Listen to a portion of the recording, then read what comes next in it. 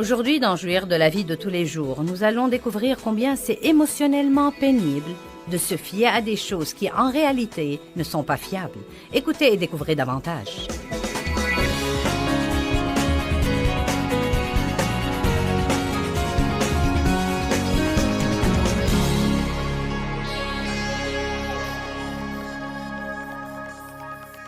Nous intitulons ce sermon ce soir « Se fier à ce qui n'est pas fiable ».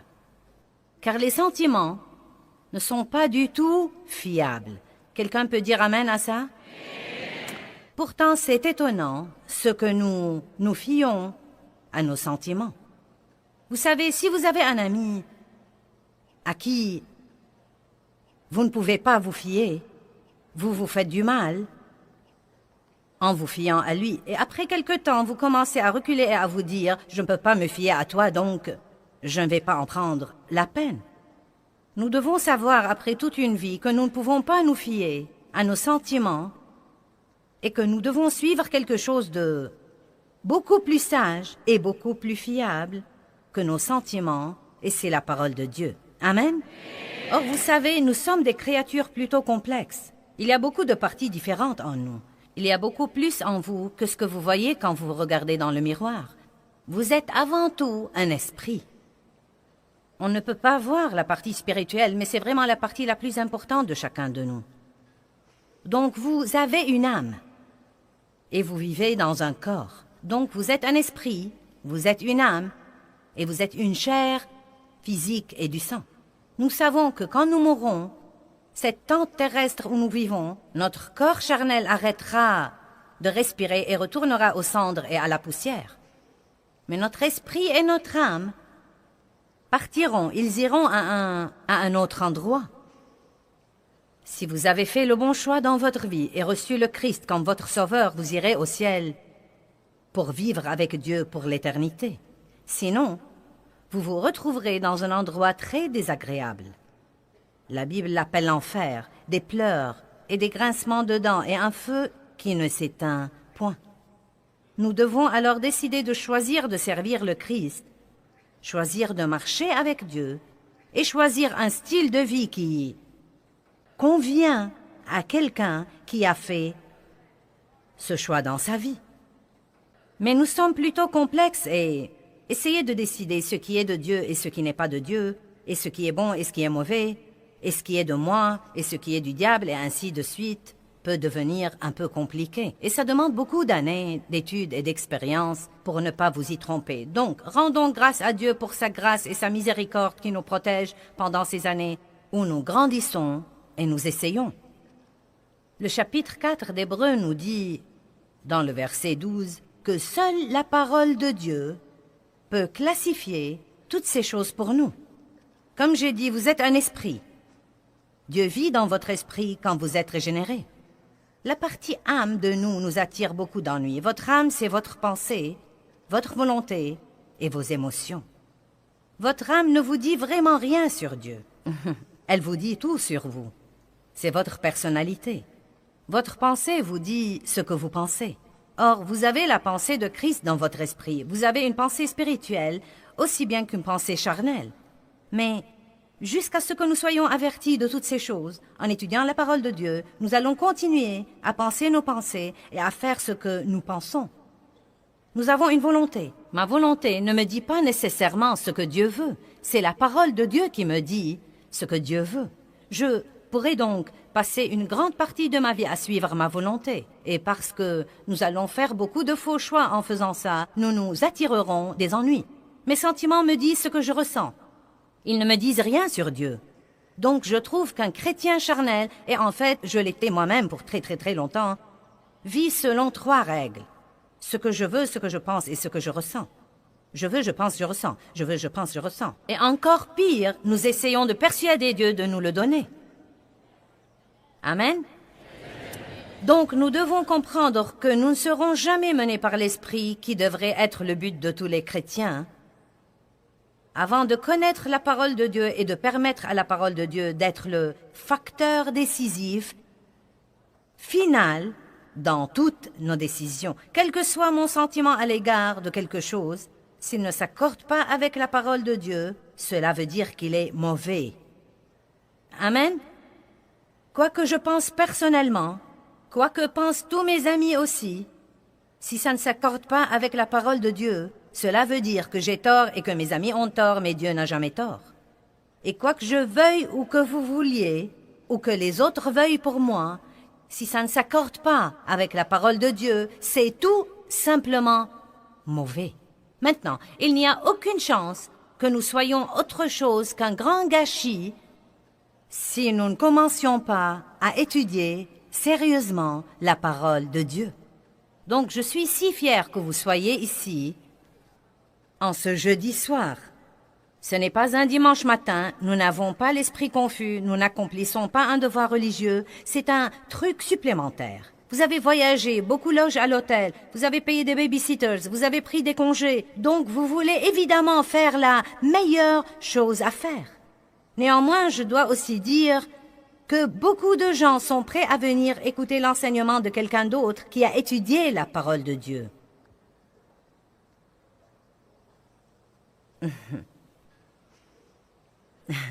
Mais peut-être qu'ils ne sont toujours pas prêts à étudier la parole eux-mêmes. Je suis contente que vous lisiez la Bible, mais vous devez faire plus que de lire la Bible.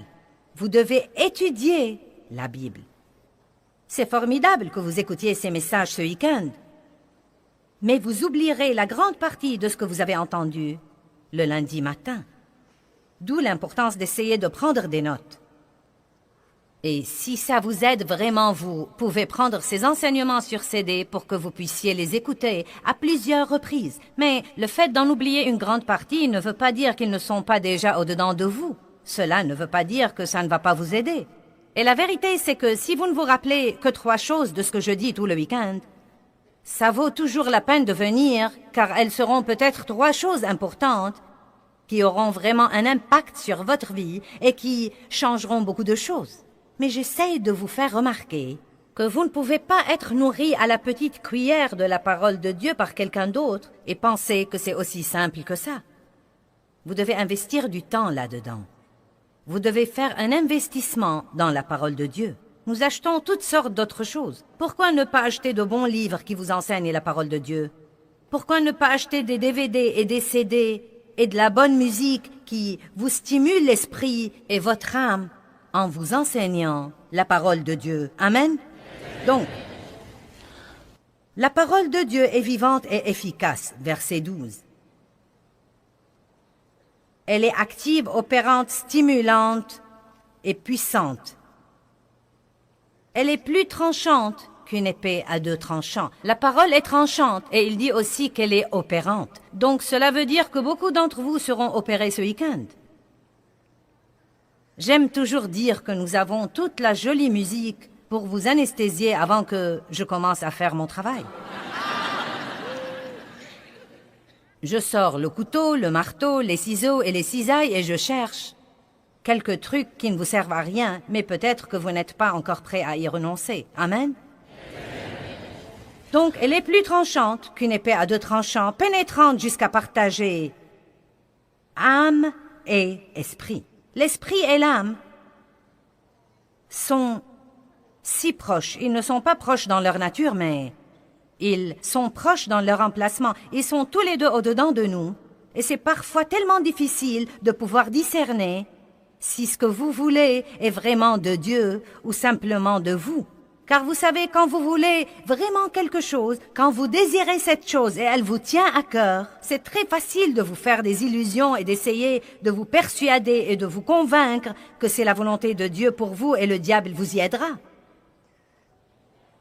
Il vous citera même inexactement la Bible et la prendra hors contexte pour qu'elle puisse faire l'affaire. 1 Corinthiens 2, versets 14 et 15 parle de l'homme naturel et de l'homme spirituel. L'homme naturel et l'homme spirituel. En réalité, les versets ici dans 1 Corinthiens parlent de 3 types d'hommes, et nous allons les étudier dans une minute. Mais il dit que l'homme naturel ne comprend pas l'homme spirituel. Si vous parlez à quelqu'un qui n'est pas chrétien, Il ne comprendra pas que vous donniez votre argent et que vous veniez à conférence comme celle-ci pour écouter une dame parler tout le week-end. Quoi? Tu as fait quoi? Hein? Pourquoi as-tu fait ça? Ils ne comprennent pas. Ne t'attends pas à ce que le monde te comprenne, car il ne le fera pas. Amen? Mais j'aime voir la chose comme ça. J'aime considérer ma tête, mon cerveau, ma pensée naturelle comme l'homme naturel, et mon esprit comme l'homme spirituel. Et croyez-moi, quand vous êtes vraiment mené par l'esprit, la moitié du temps, votre tête ne le comprendra pas. Car Dieu est au-delà de la raison. Il n'est jamais peu fiable, mais il peut et il fera beaucoup de choses dans votre vie que vous ne comprendrez vraiment pas. Du moins sur le champ. Il y a eu tant de choses qui m'ont confondu dans ma vie, et j'y repense maintenant et je me dis, maintenant je sais pourquoi ceci a dû se produire. Maintenant je sais pourquoi cela a dû avoir lieu. Mais Dieu sait vraiment plus que nous. Il nous dépasse. Et son plan pour notre vie est de loin meilleur que le nôtre. Nous ne devons pas continuer à nous fier à des choses qui ne sont pas fiables. Pourquoi est-ce que je ressens ce que je ressens? Je pense que c'est une grande question que nous nous posons tout le temps. En fait, le prochain livre que je vais écrire sera intitulé « Pourquoi est-ce que je ressens ce que je ressens ?» Car je crois que c'est un problème. Pourquoi je ressens cela? Je me suis endormie hier soir et j'étais très bien, mais je me suis réveillée grognon. Pourquoi ce sentiment? Eh bien, je crois vraiment qu'il y a des causes profondes à beaucoup de nos sentiments, et nous pouvons parler de certaines d'entre elles ce week-end. Trouver la cause de votre problème est une chose très sage à faire, et il faut la vérité pour que ceci se produise. Vous devez faire face à la vérité, et dans Jean 8, 31, 32, Jésus dit « Si vous demeurez dans ma parole, vous êtes vraiment mes disciples, vous connaîtrez la vérité, et la vérité vous affranchira. » C'est pourquoi il est si important de connaître la parole. Sinon, je peux vivre toute ma vie et être trompé, et faire toutes sortes de mauvaises choses, peut-être toutes sortes de mauvais choix, et je ne saurai même jamais que j'ai tort si je n'étudie vraiment pas la vérité de la parole de Dieu. Donc nous devons trouver la cause de ces sentiments que nous avons. Vous pouvez éprouver beaucoup de sentiments coupables, et il peut y avoir beaucoup de raisons derrière ces sentiments. Peut-être même que vous ne faites absolument rien de mauvais. Ce peut être une chose étrange qui vous est arrivée il y a 20 ans et vous avez maintenant cet excessif complexe de culpabilité. Et si vous pouvez trouver la cause du problème, vous pourrez probablement éviter ce sentiment. Mais je crois que nous devons comprendre que nous n'allons jamais de la vie nous débarrasser de tous les mauvais sentiments ou nous débarrasser de tous les sentiments qui pourraient nous égarer.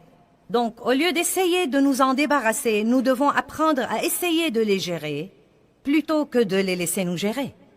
Il y a bien des années, quand Dieu a commencé à me montrer ceci pour la première fois, c'était une telle révélation pour moi, et c'était vraiment très utile pour moi d'apprendre que je pourrais avoir un mauvais sentiment et pourtant utiliser ma volonté libre pour choisir de faire ce qu'il faut.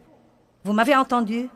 Vous pouvez avoir envie de faire la mauvaise chose et pourtant choisir de faire ce qu'il faut. J'ai dit que vous pouvez avoir envie de faire la mauvaise chose et pourtant choisir de faire ce qu'il faut. Et jusqu'à ce que nous le sachions et nous le sachions et nous le sachions,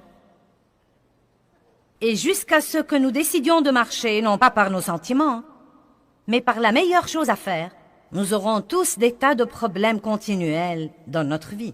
Certains sont assis ici, et bien que vous soyez venus à cette réunion et que vous aimiez Dieu, vous vouliez de meilleures choses pour votre vie, vous êtes fâchés contre quelqu'un maintenant.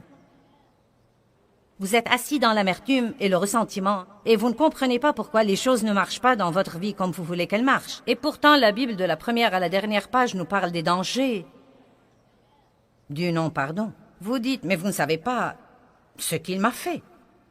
Mais ce n'est pas ce que dit la Bible. Elle ne dit pas « Vous devez pardonner, sauf si la personne vous a fait beaucoup de mal. À ce moment-là, ça va, car vous êtes un cas spécial. » Et voyez, c'est ce que nous aimons tous croire, que nous sommes un cas spécial. Et nous savons que la parole de Dieu s'applique à tous les autres, mais tu ne sais vraiment pas ce que je ressens. Si tu savais vraiment ce que je ressens, ou si tu comprenais que c'est trop dur pour moi d'élever 5 enfants et de vivre avec un homme qui n'est pas très spirituel et de rester paisible et calme et joyeuse tout le temps. Joyce, tu comprendrais pourquoi j'ai un si mauvais caractère et ces crises de colère émotionnelle si tu vivais à ma place et si tu supportais ce que je supporte. Mais je me tiens ici et je vous dis que vous ne devez pas perdre votre contrôle parce que tout autour de vous est déchaîné. Vous pouvez en arriver au point où vous pouvez gérer chacun de ces sentiments et non pas les suivre. Est-ce que quelqu'un dans la salle me croit ce soir? Dites Amen.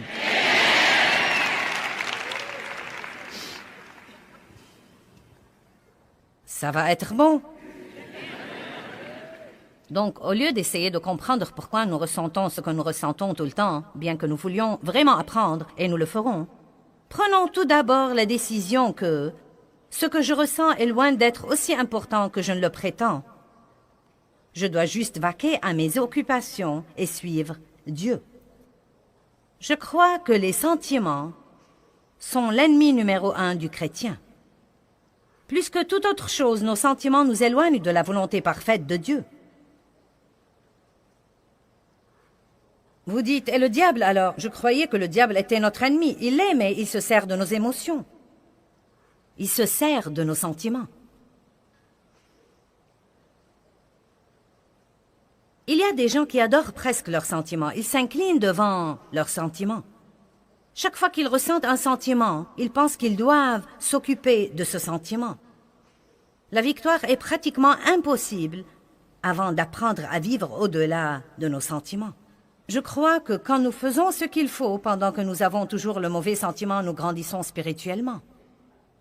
Quand je fais ce qu'il faut parce que j'ai le bon sentiment, je jouis de la croissance que j'ai déjà eue. Vous m'avez entendu? N'évitez pas les choses difficiles. C'est difficile de pardonner, mais si vous pardonnez, vous grandirez spirituellement. C'est difficile d'être toujours le seul à la maison qui fait la paix le premier. Pourquoi ce n'est pas quelqu'un d'autre qui le fait? Vous le faites car Dieu vous l'a demandé, et ne vous souciez pas de ce que font les autres, car quand vous serez debout devant Dieu, vous ne répondrez de personne d'autre que de vous-même de toute façon. Amen. C'est pourquoi la Bible dit que nous pouvons aimer ceux qui sont en fait dans la catégorie ennemie, ceux qui ont abusé de nous et nous ont maltraités. Nous pouvons les aimer, et quand nous faisons ça, nous serons comme Dieu, et nous aurons une récompense que eux n'auront pas. Mais si vous allez vivre par vos sentiments, vous n'allez jamais vouloir faire ça.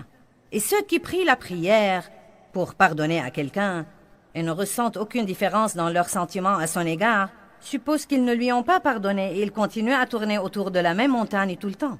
Vous savez, pardonner est un choix.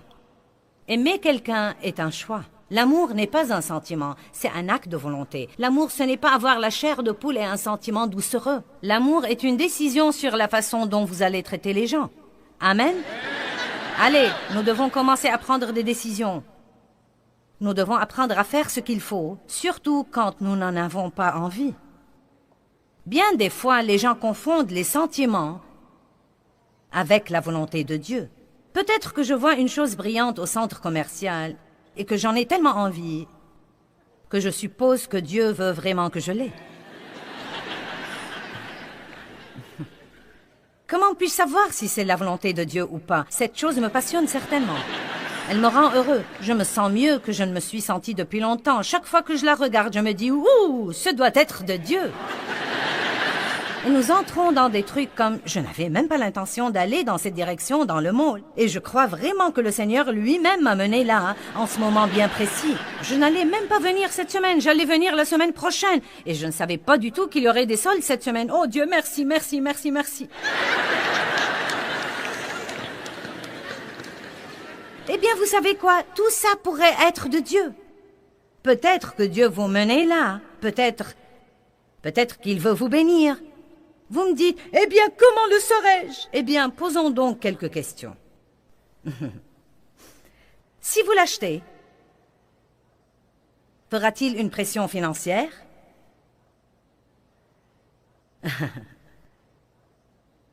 C'est là. Faites une pause et pensez-y calmement. Vous voyez, si ça va faire une pression financière, Si vous êtes déjà endetté et que Dieu vous a dit de vous acquitter de vos dettes, et que vous vous êtes engagé à ne plus vivre sur les cartes de crédit,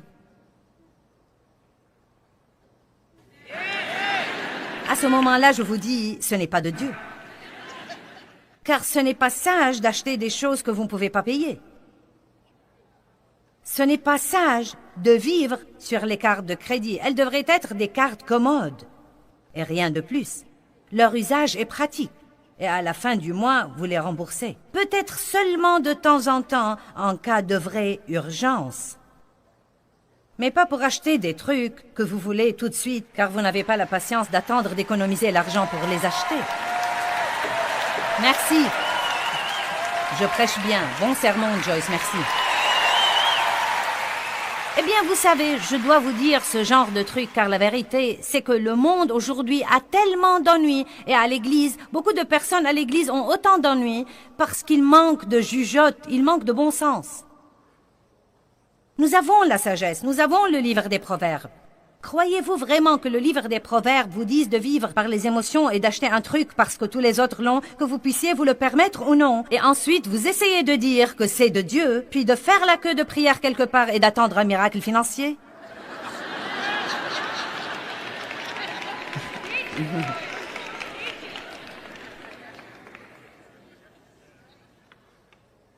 Amen. Je veux que vous ayez la sécurité financière et la paix financière. Et le point essentiel, c'est que si vous avez vécu par les émotions, pour, disons, les 7 dernières années, et maintenant vous avez tout un tas de dettes, vous essayez toujours de payer des trucs que vous ne savez même plus où ils sont, et que vous n'avez ni aimé dès que vous les avez ramenés à la maison, ni même utilisés, mais vous les payez toujours. Et maintenant, ça devient angoissant pour vous, et déprimant, et décourageant, et... Vous parlez d'avoir besoin d'un miracle financier. Pourquoi est-ce que Dieu ne vous en donne pas un? Parce que vous avez vraiment besoin d'apprendre une leçon. Et le moyen d'apprendre cette leçon est de faire des économies, et peut-être de vous priver de quelques trucs pour quelque temps. Et même s'il va falloir 7 ans pour réparer les 7 premières années, Dieu vous en donnera la grâce. Et ensuite, vous pouvez passer les 7 ans d'après en vivant sans dette et en étant capable de payer les choses au comptant. Allez, donnez gloire à Dieu. Mais quoi que vous fassiez, ne continuez pas à tourner et à tourner et à tourner autour de la même montagne. J'espère que vous êtes venus ici pour plus que de voir comment je suis en personne. Non, mais j'espère vraiment et sincèrement que vous n'êtes pas venus juste pour voir comment est le pasteur de la télé en personne. Et même si c'est le cas, j'espère que c'est fini maintenant et que vous êtes prêts à retirer quelque chose de cela et à le laisser changer votre vie. Oui, c'est dur de ne pas vivre par ses sentiments, mais c'est encore plus dur de vivre par ses sentiments. Je n'ai plus le privilège de rester en colère parce que quelqu'un m'a blessé. Je n'ai plus le privilège de réprimander quelqu'un juste parce que je n'aime pas ce qu'il a fait.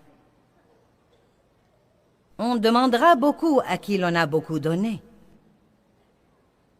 Et certains d'entre vous demandent à Dieu des choses qu'ils ne sont pas préparés à assumer parce qu'ils vivent toujours trop par leurs sentiments.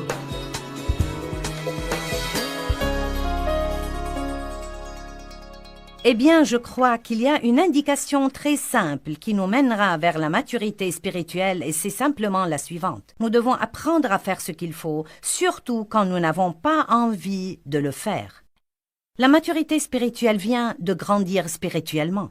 Et j'aime toujours dire que je grandis quand je fais ce qu'il faut quand c'est difficile. Quand je fais ce qu'il faut parce que c'est facile, c'est que j'ai déjà vraiment grandi sur ce plan. Donc souvenez-vous, la prochaine fois que vous choisissez de faire ce qu'il faut et vous le trouvez très difficile, dites-vous tout simplement « Je grandis en Dieu ».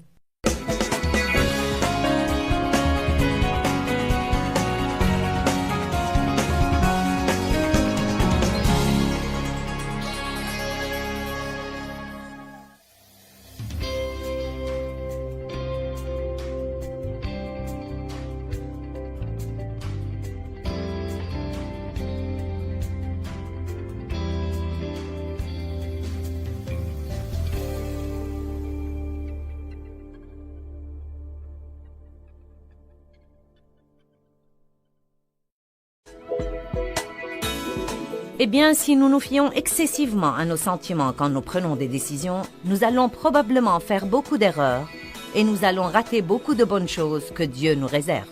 Restez à l'écoute pour en savoir plus tout de suite à l'antenne.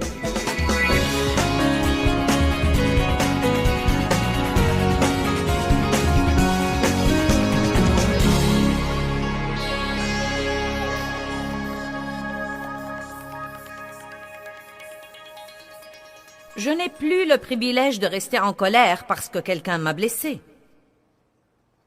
Je n'ai plus le privilège de réprimander quelqu'un simplement parce que je n'aime pas ce qu'il a fait. On demandera beaucoup à qui l'on a beaucoup donné. Et certains d'entre vous demandent à Dieu des choses qu'ils ne sont pas préparés à assumer parce qu'ils vivent toujours trop par leurs sentiments. Eh bien, supposons qu'une femme me dise, « Eh bien, tu sais, je me sens vraiment attirée à cet homme. » Crois-moi, chaque fois que je le vois, c'est vraiment quelque chose. Je crois vraiment que c'est de Dieu. Je crois vraiment que Dieu me montre que c'est l'homme idéal pour moi. C'est l'homme qu'il me faut. Amen. Maintenant, tout d'abord, si cet homme est déjà marié, tu sauras que ce n'est pas de Dieu. Mais il y a des chrétiennes qui ne sont pas aussi intelligentes que ça. Je suis désolée, mais croyez-moi, c'est vrai. Puis elle commence à dire, je crois vraiment que je n'ai pas épousé l'homme qu'il me fallait et maintenant Dieu essaye de tout corriger. Oh, fichez-moi la paix.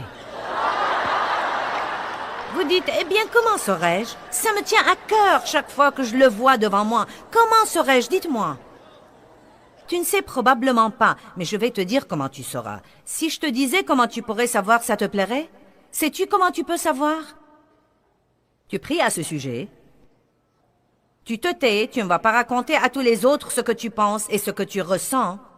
Et tu ne vas certainement pas dire au type, « Je crois que nous allons nous marier. » Non, mais beaucoup de gens font ce genre de truc. Même si tu es censé l'épouser, tu vas l'effrayer. Donc, priez à ce sujet, gardez votre bouche fermée, et maintenant écoutez et attendez pour voir ce que Dieu fera. Allez maintenant, si vous voulez vraiment la volonté de Dieu, vous n'aurez aucun mal à faire ça. J'ai dit que si vous voulez vraiment la volonté de Dieu, vous n'aurez aucun mal à faire ça. J'ai dit que si vous voulez vraiment la volonté de Dieu... Allez, si vous voulez vraiment la volonté de Dieu, vous n'aurez aucun mal à faire ça. Priez à ce sujet. Dieu est le Dieu de l'impossible. Si cette chose est vraiment bonne, Dieu vous mettra dans son cœur aussi. Dieu créera les circonstances. Ça peut en fait prendre quelque temps, mais tout sera bon et ça marchera finalement de la façon dont c'est censé marcher. Si vous vous fiez à Dieu, il n'y a pas un diable en enfer qui puisse vous empêcher d'avoir ce que Dieu veut pour vous. Je viens de vous donner un très bon conseil. Quand vous n'êtes pas sûr, il y a des choses que vous ne trouvez pas dans la parole. La Bible ne vous dit pas quand acheter une voiture. Il y a là-dedans des principes que vous pouvez suivre. Mais la Bible ne vous dit pas qui épouser. Elle vous dit qui ne pas épouser. Ne pas épouser quelqu'un sous un joug mal assorti. Ne pas faire les choses sur un coup d'émotion. La Bible nous dit beaucoup de choses, mais je reconnais qu'il y a des choses où nous devons prendre des décisions et...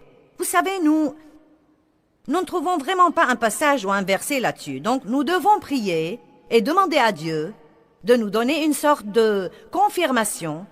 Et il peut nous la donner de différentes façons. Nous devons vraiment nous fier à lui et être prêts à prier un peu plus. Les sentiments sont inconstants. Vous dites, que veux-tu dire par là? Ils sont trompeurs, irréguliers, changeants, instables. Ils sont également capricieux et imprévisibles. Cela veut dire que vous ne savez jamais ce que vous allez éprouver comme sentiment à un moment donné.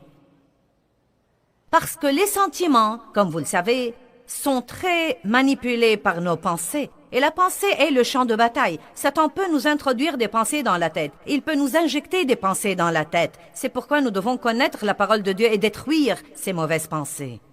Si vous êtes sûr que Dieu vous a dit de faire quelque chose, quand le diable commence à jouer avec votre pensée, vous ne devez plus y repenser. Nous voyons un exemple parfait dans la Genèse avec Ève et nous allons en parler ce matin. Ève savait ce qu'a dit Dieu. En fait, elle a dit au diable ce qu'a dit Dieu. Puis le diable lui a dit « Oh, sûrement, il ne voulait pas dire ça. » C'était presque comme s'il disait « Tu sais, Ève, tu dois vraiment y repenser. » Nous devons apprendre à suivre notre esprit et non pas à nous tuer à penser. Vous pouvez vous tuer à penser. Vous pouvez ressentir 1001 émotions en 30 jours sur un même sujet. C'est pourquoi nous voyons un tel manque d'intégrité. Nous voyons un tel manque de gens qui disent ce qu'ils vont faire et mettent la chose à exécution et font ce qu'ils ont dit. Parce que les gens s'engagent sur un coup d'émotion. Et même s'ils s'engagent comme étant menés par l'Esprit de Dieu, 2 jours plus tard, ils ne sentent plus l'envie de le faire. C'est exactement pourquoi la Bible dit qu'avant de commencer à construire une tour, vous devez calculer le coût et faire une enquête pour voir si vous avez de quoi la terminer. Dieu n'est pas satisfait de tous ces engagements changeants et de ces projets à moitié commencés et à moitié finis. Allez! C'est facile de commencer. Vous aviez la chair de poule à ce moment-là. Mais où serez-vous quand la chair de poule s'en va? Il n'y a ni applaudissements ni acclamations. J'aime les gens qui finissent la course. C'est très difficile aujourd'hui de trouver des gens qui restent dans un travail pour 15, 20, 25 ou même 30 ans. C'était la norme auparavant, ça n'avait rien d'extraordinaire, mais ce n'est plus le cas.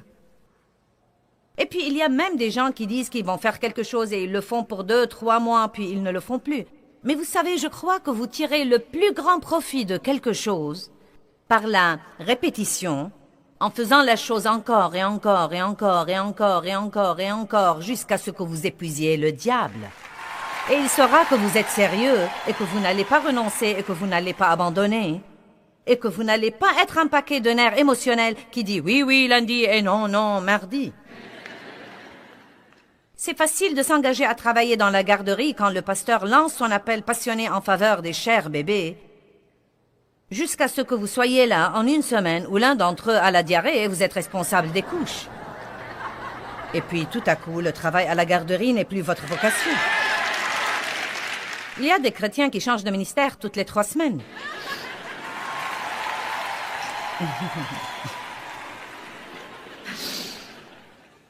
Les sentiments ne sont pas mauvais et ne sont pas sains. Ils ne sont pas sanctifiés, ils ne sont pas mis à part à l'usage de Dieu, ils sont là. Et ils doivent être évalués pour ce qu'ils sont. Je veux que vous fassiez la connaissance de vos sentiments. Je veux que vous dominiez vos émotions et ne pas les laisser vous dominer. Je veux que vous les voyiez comme une partie de vous qui peut être agréable, qui peut être désagréable, mais ils ne doivent pas vous mener et ils ne doivent pas vous diriger. Vous ne devez pas leur permettre de vous dicter ce que vous devez faire et faire vos choix à votre place. Plus vous êtes mené par vos sentiments, plus ils vont se fortifier et plus ils vont vous contrôler. Mais si vous prenez la décision ce week-end de commencer à dire non à ce que vous ressentez, quand vous savez très bien que si vous dites oui à vos sentiments, vous devez dire non à Dieu. Peut-être que vous aurez une bataille pour quelque temps, mais croyez-moi, d'ici 1 an, vous serez différent. Et chaque fois que vous dites oui à la meilleure chose à faire et non à la mauvaise chose, votre chair va piquer une crise, mais une partie d'elle va mourir. Une partie de son emprise sur vous va mourir. Elle s'affaiblira un peu plus chaque fois que vous ne la nourrissez pas. Nous nourrissons la chair en y cédant. Nous nourrissons la chair non crucifiée en cédant à la chair. Mais chaque fois que nous ne la nourrissons pas, elle s'affaiblit un peu plus et elle s'affaiblit un peu plus. Quand je pense aux choses que je faisais dans le passé et comment je me fâchais contre Dave quand je ne me faisais pas à mon idée et que je ne lui parlais pas pour 1 semaine, 2 semaines, parfois même 3 semaines. Et j'étais tellement malheureuse. J'avais mal à l'estomac, j'avais mal à la tête, j'avais mal au cou, j'avais mal au dos, j'étais grognonne et j'étais grincheuse. Je ne regardais la télé avec personne et je dormais sur le bord du matelas pour qu'il ne me touche pas. Et quoi? Juste parce que je n'ai pas fait à mon idée. Ce n'est pas la liberté. Faire à son idée tout le temps n'est pas la liberté. Le monde pense que c'est la liberté, mais la liberté, c'est de pouvoir dire oui à Dieu et non à vous-même, et cependant être heureux bien que vous n'ayez pas fait à votre idée. Oui. Vous voyez maintenant une femme libre. Je ne dois pas faire à mon idée pour être heureuse. Il y a 2 semaines, j'ai demandé à Dave de faire quelque chose. Il m'a dit non. En fait, il allait jouer au golf un soir et je lui ai dit « Pourquoi tu ne restes pas avec moi ?» Il m'a dit « Non, je vais y aller. » J'ai dit « Oh !» Et au début, ça m'a plutôt frappé et je me suis dit « J'ai le choix maintenant. » Et ensuite, j'ai dit, à haute voix, il était déjà dehors, j'ai dit « Je ne dois pas faire à mon idée pour être heureuse. Je vais profiter de ma soirée. » Amen. Parce que je sais qu'il m'aime. Ce n'était pas parce qu'il ne m'aimait pas, pour une raison ou une autre, c'était vraiment ce qu'il voulait faire. Et vous savez, les hommes ne comprennent pas toujours tout à fait la femme. Ils sont plutôt comme... Vous savez. J'ai dit, chérie, je veux vraiment que tu restes à la maison avec moi ce soir. Non, je vais y aller. Je lui dis, 42 ans et tu ne comprends toujours pas. Oh, mais il me donne un matériel excellent pour les sermons. Si je n'étais pas mariée à Dave, je n'aurais pas eu quelque chose à prêcher.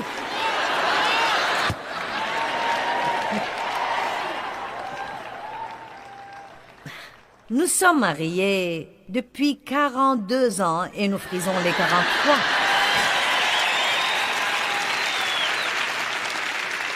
Donc, quand je vous prêche ces trucs, je sais de quoi je parle. Je sais ce qu'il faut pour finir la course. Je me suis rendu compte il y a quelques semaines que dans les 42 ans et demi de notre mariage, Dave a été marié à 20 femmes au moins. Parce que je change tout le temps. Tous les 2 ans environ, nous avons une nouvelle version. Amen. Mais c'est bon, n'est-ce pas? Nous pouvons changer, Dieu merci.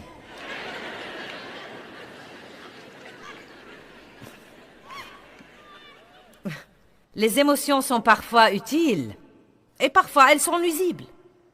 Une chose est sûre, elles changent toujours et parfois sans raison apparente. Il y en a de négatives et de positives. Nous aimons les positives, mais nous n'aimons pas trop les négatives. Elles viennent parfois quand nous ne les voulons pas, les mauvaises, et les bonnes s'en vont parfois quand nous aimerions les avoir et nous ne savons pas où elles sont. Ne pas les vouloir ne les empêche pas de venir. Il semble plutôt qu'elles ont leurs caprices. Elles peuvent nous faire pleurer 1 heure et rire la suivante. Elles se conduisent bien quand les circonstances sont bonnes. Elles se conduisent mal pendant les périodes d'attente et les périodes de changement. Si vous voulez voir des émotions violentes, vous devez attendre que quelque chose change dans votre vie. Nous allons en parler dans un de nos messages. Elles se conduisent mal au moment où vous ne voulez pas qu'elles fassent ça. Parfois, vous allez vous coucher et sans raison apparente, vos émotions changent du jour au lendemain. Peut-être que vous vous sentiez aimable quand vous êtes allé vous coucher et le lendemain, vous voulez arracher la tête à quelqu'un. Et vraiment, vous ne comprenez pas ce qui ne va pas chez vous. Elles sont liées à notre être physique. Vous pouvez être très fatigué et ça vous rendra émotionnel. Vous pouvez être très fatigué et vous aurez l'alarme facile. Tout vous blesse si vous êtes fatigué. Vos émotions et vos sentiments sont liés à vos pensées. Bien des fois, vous êtes capable d'améliorer vos émotions tout en améliorant vos pensées. Amen. Elles sont liées aussi à notre volonté. Si nous ne recevons pas ce que nous voulons, nos émotions sombrent. Elles boudent. Elles s'attristent. Eh bien, le psaume 7, verset 9 dit que nous servons un Dieu qui éprouve et teste toutes nos pensées ainsi que toutes nos émotions. Cela veut dire que Dieu permettra des choses dans notre vie qui affectent nos émotions jusqu'à ce que nous apprenions à ne pas être menés par ces émotions et ces sentiments. Ne souhaitez-vous pas que tous les gens qui vous rendent fous restent en dehors de votre cercle? Mais vous savez quoi? Jusqu'à ce que vous appreniez à être d'humeur égale et à être comme Paul, toute chose pour tout, vous continuerez à rencontrer ces gens, à n'en plus finir jusqu'à ce que vous appreniez à les supporter. Vous priez pour aimer le disgracieux, mais vous vous vexez chaque fois que vous rencontrez quelqu'un qui n'est pas le genre de personne que vous aimeriez qu'il soit.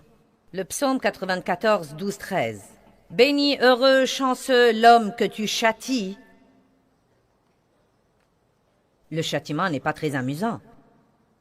Ô Éternel, et que tu enseignes par ta loi. Pourquoi est-ce que Dieu nous châtie? Pour lui donner la capacité de rester calme au jour du malheur, jusqu'à ce que la fosse inévitable de corruption soit creusée pour le méchant. Donc, mettons qu'il y ait quelqu'un qui vous traite très injustement ou quelqu'un qui dit des choses désobligeantes de vous. Maintenant, vous êtes vraiment vexé.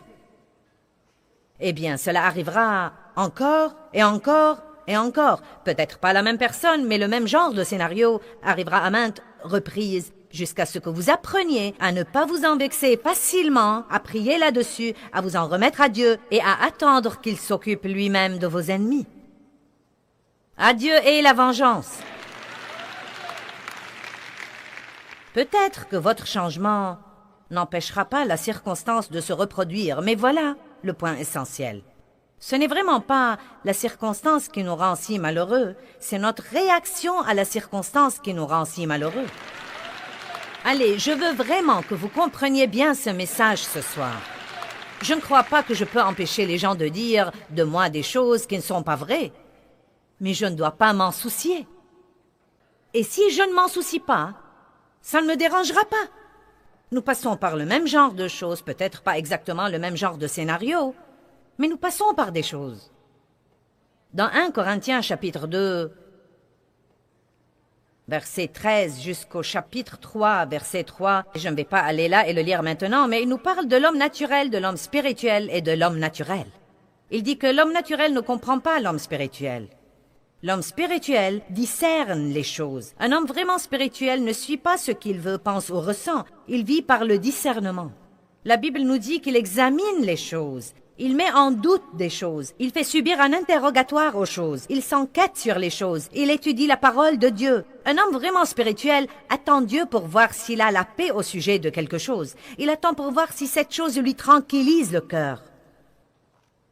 Il prie là-dessus et attend pour voir ce que fera Dieu. Mais pas l'homme naturel. L'homme naturel est l'homme qui n'est pas sauvé. Il n'a aucune relation avec Dieu. Il n'a aucune compréhension de l'Évangile. Il est complètement mené par ce qu'il veut, pense et ressent, et par des idées naturelles. L'homme spirituel est régénéré et possède aussi la maturité spirituelle. Cet homme sait s'entendre avec les autres et il est prêt à faire tout ce qu'il doit faire dans le but de s'entendre avec les autres et maintenir la paix dans sa vie parce qu'il connaît très bien l'importance de la paix et de la joie.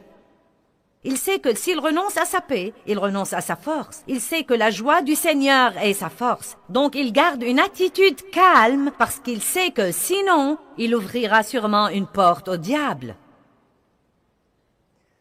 Vous voyez, j'ai appris il y a longtemps que si j'allais me disputer avec Dave à la maison, je ferais mieux de rester loin de cette chair, parce que le diable me déteste, et si j'ouvre au diable une porte, personne ne peut dire ce qu'il pourrait vraiment me faire. Je ne peux pas m'attendre à prêcher l'Évangile en 38 langues à la télévision dans le monde entier et à être en conflit avec mon mari derrière les portes fermées.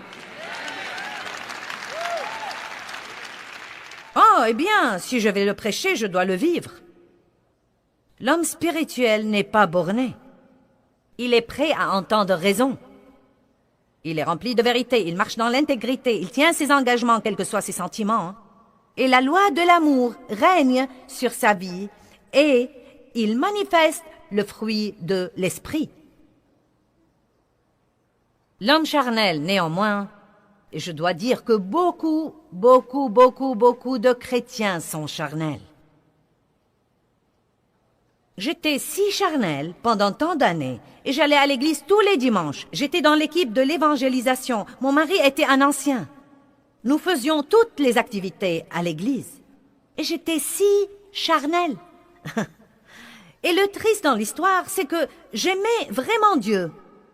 Et je croyais que j'étais sauvée. Je croyais que j'irais au ciel quand je mourrais. Une personne charnelle est sauvée, mais elle ne va jamais avoir la victoire ici, parce qu'elle est complètement charnelle. Tout pour elle est dans le royaume de l'âme, qu'elle n'a pas encore totalement confié à Dieu. Quelqu'un comprend ce que je dis? C'est pourquoi le christianisme a une si mauvaise réputation dans le monde. Parce que nous parlons la langue, mais n'avons pas la puissance de vivre la vie, parce que nous ne permettons pas à Dieu de s'occuper de nous. Nous écoutons la parole, mais nous sommes instruits bien au-delà de notre niveau d'obéissance. À combien d'études de Bible devons-nous aller, à votre avis, avant de pardonner tout de suite aux autres? Je prêche mieux que vous ne réagissez. Allez, à combien d'études de Bible devons-nous aller avant de commencer à aider quelqu'un dans le besoin sans avoir besoin de 3 prophéties et de l'apparition de 2 anges devant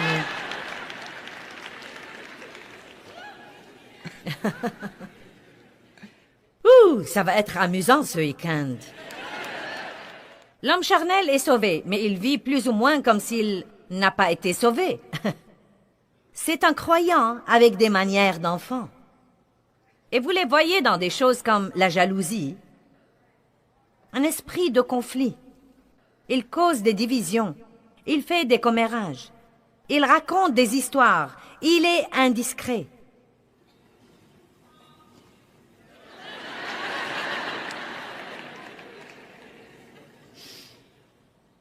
Il vit plus pour l'opinion des hommes que pour le Christ. Il manifeste la jalousie. Il est gouverné par sa volonté et ses émotions et son humeur sont toujours changeantes. 1 Corinthiens 13, 11, mettons-le sur l'écran pour pouvoir le voir. Quand j'étais enfant, je parlais comme un enfant, je pensais comme un enfant, je raisonnais comme un enfant. Quand je suis devenu homme, j'en ai fini avec les manières d'enfant. Je les ai mises de côté. Maintenant, en ce moment particulier, je voudrais demander à quelques personnes ici ce soir de fixer une limite, pour ainsi dire, et de prendre une décision. Coûte que coûte, je veux